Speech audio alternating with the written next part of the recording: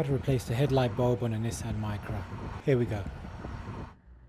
This is where it's located. Remove the plug simply by pulling it out. Remove the rubber cover and then gently unclip the clip. Remove the old bulb and replace it with the new one.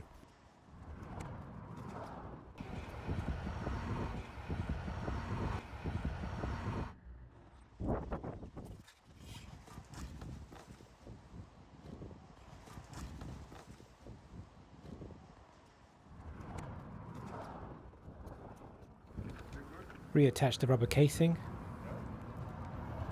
and the main clip.